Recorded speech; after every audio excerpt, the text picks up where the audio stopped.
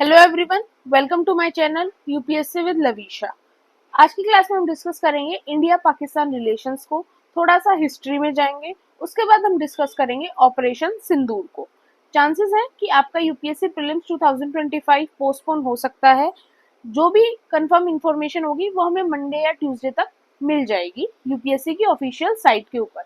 अगर पोस्टपोन हुआ तो उस हिसाब से हम अपनी स्ट्रेटेजी को दोबारा से रिक्रिएट करेंगे, और अगर पोस्टपोन नहीं होता है तो जैसे हम कंटिन्यू कर रहे थे वैसे हम कंटिन्यू करते रहेंगे। अब बात करते हैं इंडिया पाकिस्तान रिलेशंस की। इंट्रो की बात करें, हमें पता है कि पाकिस्तान पहले हमारे ही इंडिया का पार्ट था, बट इंडिपेंडेंस के टाइम पर 1947 के टाइम पर चीजें वर्क नहीं की और पाकिस्तान और इंडिया अलग हो गए। अब पहले समझते हैं थोड़ा सा मैप को। ये है आपका जम्मू कश्मीर का पूरा मैप। अब इस मैप के अंदर जो ये वाला हिस्सा है, ये वाला हिस्सा है इंडिया के पास, ये वाला हिस्सा है इंडिया के पास, और जो ये हिस्सा है ये पाकिस्तान ने इंडिया से ऑक्यूपाई कर लिया था, तो इस रीजन को हम कहते हैं पीओके, पाकिस्तान ऑक्यूपाइड कश्मीर। उसके अंदर भी जो ये वाला हिस्सा है इसको आजाद कश्मीर बोला जाता है, और ये वाला जो आपका हिस्सा है ये है आपका गिलगिट बल्तिस्तान वाला रीजन। अब इसी हिस्से में एक है ये रीजन सक्षम वैली। अब जो सक्षम वैली है वो वैसे तो पाकिस्तान ने सीड की थी, लेकिन पाकिस्तान ने इसको चाइना को हैंड ओवर कर दिया था। उसके बाद ये रीजन है आपका अक्साई चीन का रीजन, जो फिलहाल चाइना के कंट्रोल में है। अब यहाँ पर देखो समझो, अक्साई चीन फिलहाल एडमिनिस्ट्रेटेड बाय चाइना, लेकिन इंडिया इसको क्लेम करता है। सक्षम वैली फिलहाल एडमिन बाय चाइना, लेकिन इंडिया इसको क्लेम करता है। पीओके फिलहाल administered by Pakistan, but India इसको क्लेम करता है। नॉर्थन एरिया जो है उसको भी फिलहाल administered by Pakistan, but India उसको क्लेम करता है। सियाचिन ग्लेशियर वाला रीजन है, ये administered by India. Siachen glacier फिलहाल इंडिया के कंट्रोल में है, लेकिन पाकिस्तान क्लेम करता है कि ये सियाचिन ग्लेशियर उनके पास होना चाहिए। बाकी का जो ये जम्मू कश्मीर का रीजन बच गया ये एडमिनिस्ट्रेटेड बाय इंडिया, और इसको फिलहाल इसके ऊपर कोई क्लेम भी नहीं है। अब आगे बात करते हैं बैकग्राउंड की। हमें पता है ब्रिटिश रूल के टाइम पर डिवाइड एंड रूल की पॉलिसी थी, जिनसे कि हिंदूज और मुस्लिम्स के बीच में क्लैशेस इंक्रीज हुए और फाइनली जाकर पार्टीशन हो गया। अब पार्टीशन की जो डिमांड थी वो किसने रखी थी? ऑल इंडिया मुस्लिम लीग ने रखी थी। किसके अंडर रखी थी? मोहम्मद अली जिन्ना के अंडर रखी थी, जिसकी वजह से फाइनली 1947 में इंडिया और पाकिस्तान का पार्टीशन हो गया।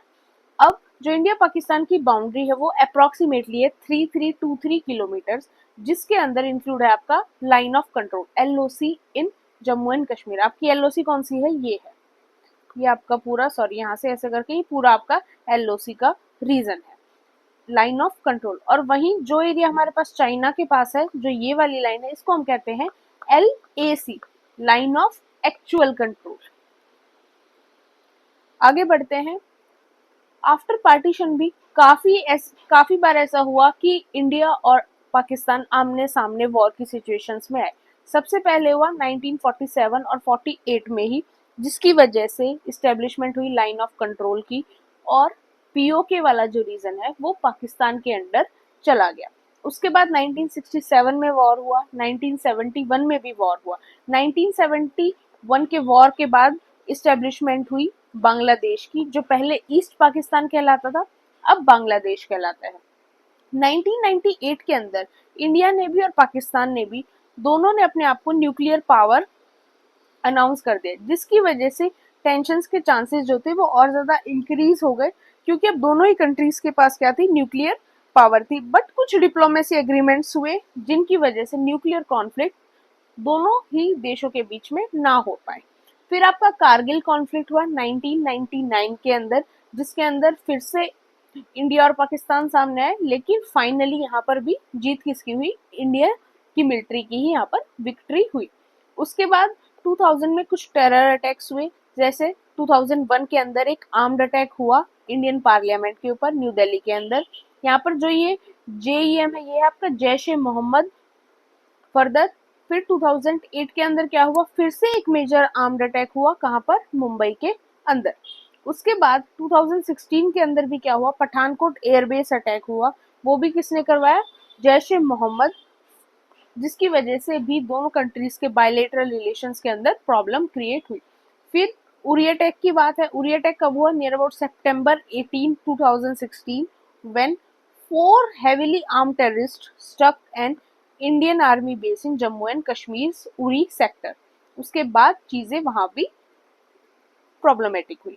अब बात है पुलवामा अटैक की, जो February 14 2019 के अंदर हुआ था। एक सुसाइड बॉम्बर थे फ्रॉम पाकिस्तान बेस्ड जैश ए मोहम्मद, जिन्होंने एक सीआरपीएफ की कॉन्वॉय को पुलवामा के अंदर टारगेट किया, जिसकी वजह से जो हमारे 14 सोल्जर्स थे उनको शहीद होना पड़ा।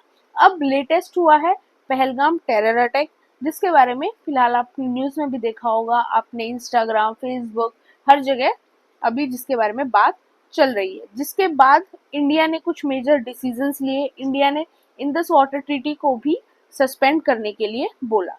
इंडस वाटर ट्रीटी को ऑलरेडी हम करंट अफेयर्स के अंदर ब्रीफली डिस्कस कर चुके हैं, और मैंने टेलीग्राम के ऊपर भी आपको इंडस वाटर ट्रीटी से रिलेटेड कुछ चीजें बहुत ब्रीफली शेयर की थी।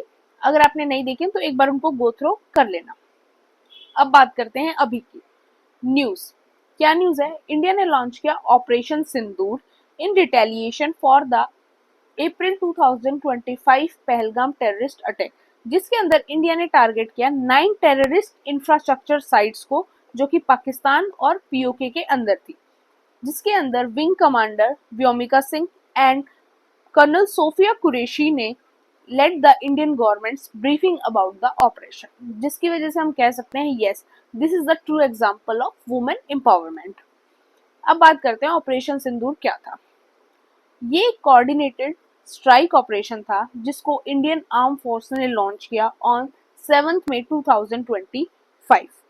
किसकी वजह से, due to Pahalgam terror attack के अगेंस्ट में, and it was executed through the coordinate efforts of army का भी एफर्ट था, नेवी का भी एफर्ट था, और एयरफोर्स का भी एफर्ट था।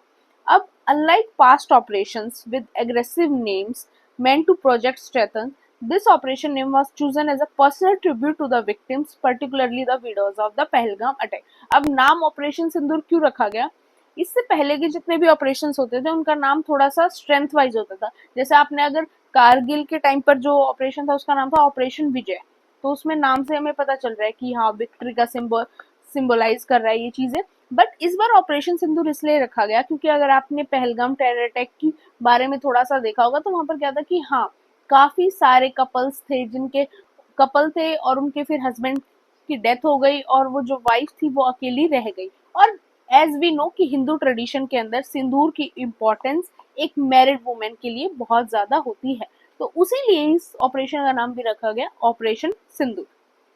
अब टारगेट्स क्या रहे, under operation Sindoor the Indian arm forces targeted terror facilities link to Jaish e Mohammed, Lashkar e Taiba and Hizbul Mujahideen in Pakistan and Pakistan occupied Jammu and Kashmir. 9 sites को टारगेट किया गया, जिसमें से आपकी जो 4 साइट थी वो पाकिस्तान के अंदर थी, और जो आपकी 5 साइट थी वो पाकिस्तान ऑक्यूपाइड कश्मीर के अंदर थी। ऑपरेशन सक्सेसफुल रहा। अब ऑपरेशन के अंदर कुछ इंपॉर्टेंट वेपन्स इंक्लूड थे, उनके बारे में भी देखते हैं। मेनली 3 वेपन्स इंक्लूड थे। आपका पहला था स्काल्प क्रूज मिसाइल, सेकेंड था आपका hammer precision guided bombs, and तीसरा था आपका लॉटरिन मुनिशंस, जिन्होंने इस ऑपरेशन को बहुत हाई एक्यूरेसी के साथ और मिनिमम डैमेज के साथ कंप्लीट करने के लिए काफी अच्छा योगदान दिया। अब पहले बात करते हैं स्काल्प क्रूज मिसाइल की। स्टैंड्स फॉर स्टॉर्म शैडो, एक लॉन्ग रेंज की एयर लॉन्च क्रूज मिसाइल है, जिसको यूज किया जाता है डीप प्रिसीजन स्ट्राइक के लिए against high value fix target के लिए, इंक्लूडिंग जिसके अंदर आप पोजीशंस को फोर्टिफाई कर सकते हो, और साथ में कि एक क्रिटिकल इंफ्रास्ट्रक्चर जो है एनिमी टेरिटरी का उसको डिस्ट्रॉय कर सकते हो। मैन्युफैक्चर बाय MBDA, ये एक यूरोपियन डिफेंस फर्म का नाम है।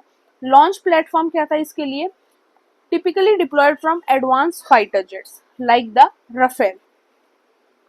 Combat use, the missile has been used in combat scenarios including operations in Iraq के अंदर भी, लिबिया के अंदर भी, सीरिया के अंदर, और इसको साथ में सप्लाई किया गया था Ukraine for precision strike against enemy position के लिए। तो आपको अगर बेसिक भी पता है that is more than enough for you. Next है Hammer precision guided bomb. Missile का नाम है, किसके लिए यूज किया जाता है? Was used to engage targets requiring medium range precision such as dynamic और मोबाइल टेररिस्ट साइट्स जो होती हैं उनके लिए इसको यूज किया जाता है। जो मोबाइल इन द सेंस की थोड़ी सी आपको वहां पर फ्लक्चुएशन दिख रही है। Manufacturer by Safran Electronics and Defense, जो कि एक फ्रेंच की डिफेंस कंपनी। की फीचर्स क्या है? Hammer can be fitted with various guidance system, जिसके अंदर आपको जीपीएस भी इंक्लूड मिलता है।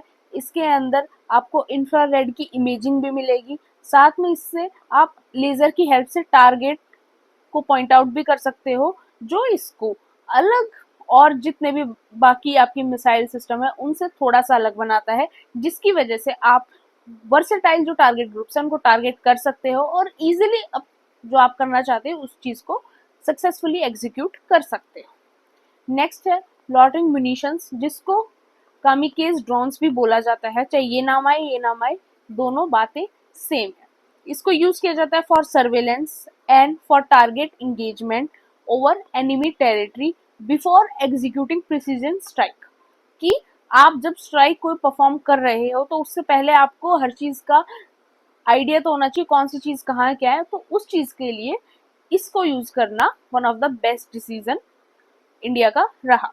की एडवांटेजेस क्या है? They provide real time intelligence and can operate over extended periods and can make autonomous decision on when to engage, कब इंगेज होना चाहिए। साथ में फ्लेक्सिबिलिटी भी है और साथ में जो ऑपरेटर्स हैं जो उन चीजों को बाद में मिशन को ऑपरेट करेंगे उनके लिए भी ये लेस रिस्क की सिचुएशन हो जाती है, जो इंफॉर्मेशन हमें यहाँ से मिल जाती है उसके बाद। होप आपको वीडियो अच्छी लगी हो। डाउट हो, प्रॉब्लम हो, कमेंट सेक्शन में मेंशन कर देना। पीडीएफ ये मैं टेलीग्राम चैनल के ऊपर अपलोड कर दूंगी। टेलीग्राम का लिंक आपको डिस्क्रिप्शन बॉक्स के अंदर मिल जाएगा। And don't forget to subscribe.